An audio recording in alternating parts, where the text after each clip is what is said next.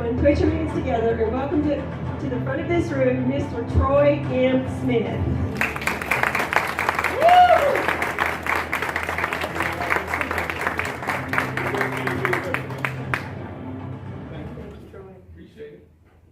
Y'all sound like y'all just woke up. I guess I'm gonna have to stay in that one spot. But how you all doing? Okay, I'm gonna start over. I'm gonna walk up again. How you all doing? Great, great. So I want you guys to do me a favor. I'm that person that have people stand up and say something. So stand up. I'm that guy. You should have seen how the people's faces look when Sheila said, "You want to have an opportunity to give why you do what you do." People are like, sign up for this. They want to do that. You should have seen their faces. But look, I come from Gallatin, Nashville, down the street, so I come a long way, 45 minutes. So look, I want you all to make me feel good for even showing up, all right? So I want you to repeat after me. I. Okay, that's good. That's why I'm doing this right now. I will be engaged. I will be engaged. I will hear what Troy has to say. Good. Give yourself a round of applause on that. Don't sit down yet. All right. So right now, on the count of 3, so it's all about getting the nervous stuff out the way. I'm all about energy. If you haven't met me yet, I'm that guy that comes around and talks to everybody. I go to a networking event, I actually network. Okay? So I want you, and on the count of 3, I want you to give your best. Y'all ever heard of Ric Flair? You can say, woo! That guy? Yeah. I want you to do your best Ric Flair impersonation with a woo, okay? On the count of 3. 1, 2, 3. Woo! Okay, good. One more time. 1, 2, 3. Woo! All right, one last time so you can be woken up. 1, 2, 3. Woo! There you go. Now give me 3 hand claps. All right, take a seat. Good job, y'all. Good job, good job. So the discussion is, like she mentioned before, why we do what we do. So that's what I want to ask you. Why do you do what you do? And really think about that. All right? See, the Gallup poll, and then they did a Gallup poll across the world in regards to work engagement, workplace engagement. It said that in the U.S., 70% of people that go to work are not engaged with their job.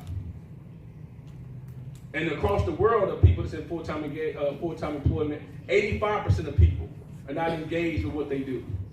Y'all hear that? I mean, they go to work just like your face right now. They go to work not really doing what they want to do. So the question is, why do you do what you do? Think about it. Now, I didn't ask you what your wife think you should be doing, what your husband think you should be doing, your cousin, your girlfriend, baby mama, baby daddy, whatever. I asked you why you do what you do.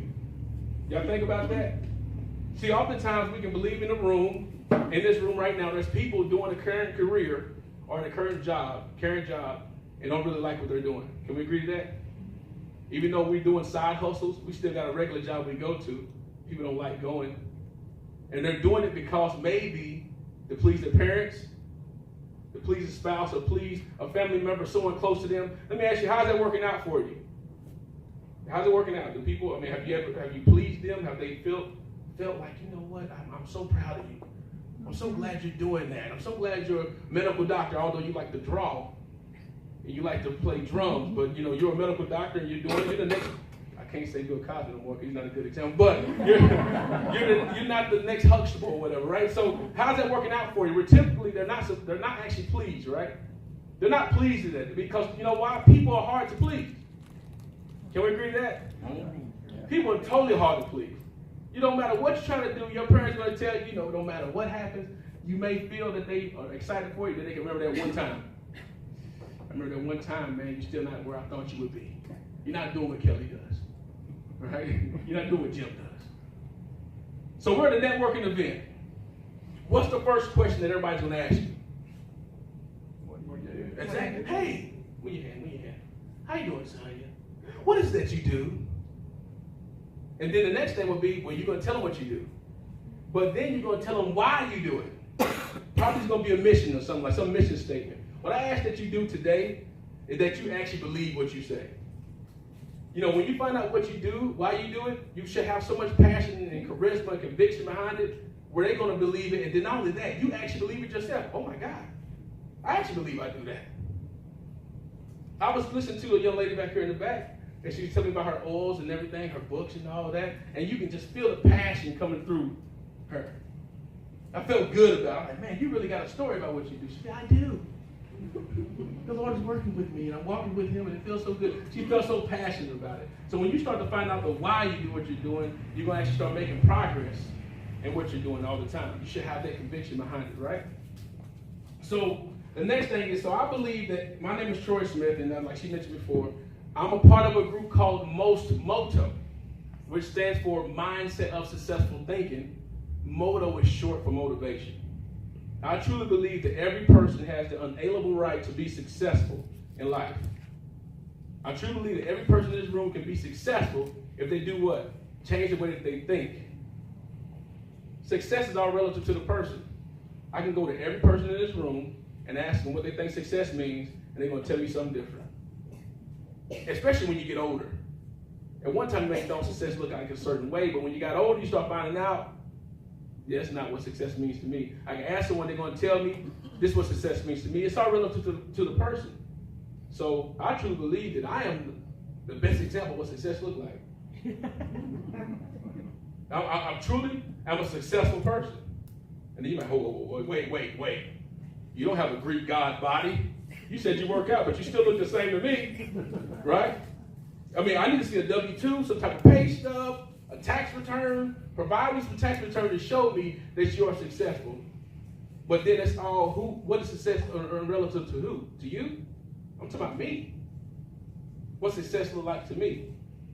2 years ago, and this is where I'm going to tell you a little bit about me. 2 years ago, I decided that, you know what, I need to start finding out what success looked like to me, because just like everyone else, I thought success looked like a certain way. My story is simple. I'm from the projects of Knoxville, Tennessee, the inner city. Now, there were 11, now believe me, you might say, there's black people in Knoxville, Tennessee, or there's projects there? Yes, they were. They tore them down for gentrification. But there were 11 projects there. I was a part of 9 of them, my whole life. Born to a single-parent household. My mother had me when she was 15 years old. By the time my dad was 19, he had 4 kids. By 19, I'm one of 17 of them. Wow, Jesus. There's a lot of people. Different baby mamas and women and things like that. But the fact, I love my family every day. I'm the first one in my immediate family to go to college. A 4-year institution. Everybody go to college now, right? I go to college. No, I'm talking about a 4-year institution, accredited. I'm the first one to ever think about getting a master's degree, period. I've been in the financial industry my whole entire career, worked up to the vice president level, married to my wife, who I'm still married to today. Adrian, raise your hand. She goes by Janelle. 10 years and still love her. 2 children. The story is simple. And then people will say, wow, you are a true success. And I'm like, you think that's success? I don't have the major car. I don't have a plane. I don't have a jet. I don't have a yacht. You know, what do you mean success? No, do you know your story? People are going to buy your story before they buy your product.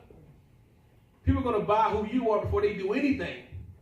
Because they got to believe, look, there's people that got brands on them, tattoos of Harley Davidson and Cadillac. And who has an Apple phone? I'm Team Samsung, so. But who has an Apple phone? Have you ever seen, like your boy Simon Sinek says, have you ever seen a person with a dirty Apple computer? No, they clean that thing. It's like meticulous. They're very passionate about it. They believe that, you know, that brand stands for me. But so before you even get to sell a lot of stuff to a lot of clients, they got to believe in your story. So I was thinking that, you know what, man, I'm not successful, but I had to change that. 2 years ago happened. My wife had her second child. We went through a lot of things having children at an older age. And I had to start finding out exactly what is my passion. Why do I do what I do? I'm working in banking because I just had a job in it. I don't have a really reason why I'm doing it. There's no passion behind that. So I started saying, you know what? I'm going to go into entrepreneurship. Everybody loves entrepreneurship. That's probably the best way you're going to become a wealthy person in a sense. You don't uncap potential. I wrote a book. I said I want to be able to help inspire people, edify them to be better than they were 5 minutes ago. So that's the reason why I actually started doing what I do now by public speaking. I started actually focusing on the passion that I have. So when people say, what do? I'm a public speaker. I speak motivational. I'm a motivational speaker. I don't really like saying coach, right? It's just me. But I don't like doing those things. But the thing, I'm out here to change lives. I believe that people can be successful. I just help them change the way that they think. That's why I do what I do. That's why you should actually start wondering, why do you do what you do in the business that you're in? So as entrepreneurs and as business owners, as side hustling folks, You start developing your why, you get it, so now you're passionate about it, you go to these networking events, then you got to start thinking about this thing right here. Do you have the max? You say, what the heck is the max? You look like M-A-X, like max out? No, M-A-C-S. You might want to write this down. This is the time you can take a note, if you don't mind. I'm going to watch your hands. Just do it. Act like you're doing it. It's not going to hurt you. You got a pen. You're in there working again. I'm looking at you, Tim. I'm looking at you. She's my note taker. Oh, she got it. Okay, good. She put it in her phone. That Donna? No? No, this is Beverly. Beverly. Donna's somewhere. I'm calling folk out. We're here. Look, we're here now. We might as well be engaged, right? So look, do you have the max? As an entrepreneur, as a business developer, do you have the MACS? And that's a success formula I created called motivation plus application plus commitment equals success. Motivation plus application plus commitment equals success. Look, so as I decided I'm going to start doing public speaking, I decided I want to be a motivational person. I decided I want to make sure I'm around the right people. Have you ever heard about it's lonely at the top? How about the sides? What about on the right side? What about beneath? On the ground? It's lonely everywhere you go when you actually decide you want to do something. Y'all follow what I'm telling you? So no matter how much you say I want to do something, you might be motivated, you might be pumped up about it, like that video that you've seen here. You might be encouraged to see it, but guess what you got to do next? Apply. Right? And if you start applying, you got to be what? You got to next commit to it. See, the only way that you actually start seeing opportunities open up is when you actually commit to doing it. Until I decided I actually want to start speaking, which was just this past January, opportunities opened up. I got to go speak to different places. I've done more speaking than some people probably done in years. They've been doing it for a long time because I committed to it. But I tell you, it's been the roughest ride of my whole life already. Because when you finally decide to do something, that's when all hell starts to break loose. Everything comes out the woodwork. That bill you didn't know you even had comes out. You know, that person that you thought you loved comes out to speak against you. I thought you was I thought you were going to do this. Are you doing that now? I'm a serial entrepreneur. I'm always thinking all the time. My mind is always going. My wife gets tired of it because, she's like, yeah, what you going to do now? I'm all about creating. I believe that everyone is put here to create. My wife, give her a little shout out though. I used to tell her before this past year, I said, man, I actually envy you sometimes because you actually know what your passion is. She's not doing it yet. She's working towards it. She loves real estate. Not to sell real estate, but actually develop it and build it. Help people get into their dream home, like actually drawing plans out by hand, ruler, some type of special tool. I'm like, what are you doing? She's doing it all by hand. She loves it. She knew that since she was 9 years old. That's what's important about knowing what your passion is. And then you talk to her, it's like, gee, it's running through your veins. Think about this. These millennial people, like me, these freaking millennials, they actually want to go to work and actually want a career that actually helps them. Give them meaning and help them believe in what they're doing. Freaking millennials. They just want to go to work and just, I want to go somewhere that speaks to my passion. Then you got the baby boomers and folks from the older generation like, just go to work. Well, you've been sleeping on my couch for the past 6 weeks. But it don't speak to me. They can go to work, get a job, get benefits, and separate work from your family. But you can't in today's society. You can't do that. It's just different raising of time. So when you start to build your careers and your business, I want you to understand, I want you to think about, do you have the max? Motivation plus application plus commitment equals success. You got to make sure you have those things, that formula in place. Because when it starts getting rough and gets tough, and you start to look at this video where your why is, you get up without an alarm clock. Look, you call me and say, Troy, like James called me on Sunday. I got a speaking engagement for you. I'm like, okay, cool. How can I work it out? I'm ready to go all day, every day for that. Hey, I got a loan for you to put in. What time is it? It's way too early to put a loan in right now. Because I know my why. I want to see people's lives and their mindset transformed every single day. I'm going to leave you with this quote right here. Earl Nightingale said this: everybody is self-made, but only the successful are willing to admit it. Let that sink in a little bit. Everybody is self-made, but only the successful are willing to admit that. Nobody wants to admit that they were homeless. You actually decided to do that. In your mind, mentally, you decided to do that. I didn't want to go to school. Well, guess what happened? You're not going. I wanted to start this job. I didn't apply for it because I think I can get it. And guess what happens? You don't get it. Everybody thinks about Brett Favre being the best passing quarterback in the world or in history, but they never talk about the interception that Brett Favre had. Brett Favre had the top record for interception, but he was one of the best quarterbacks that ever lived. You can go all the way to each sport. You got Babe Ruth, same thing. He had the best home runs, but he had to swing the bat. He got tons of strikeouts, but he had tons of home runs. So today, I want you to get, when you speak to someone and you look at John in his face, and John says, hey, so Troy, what do you do? I'm a motivational speaker. I like to inspire people. I like to see people's lives change. Because now I'm going into my why. Most Moto is a community of 1,200 people. 1,200 people on social media, on Facebook right now.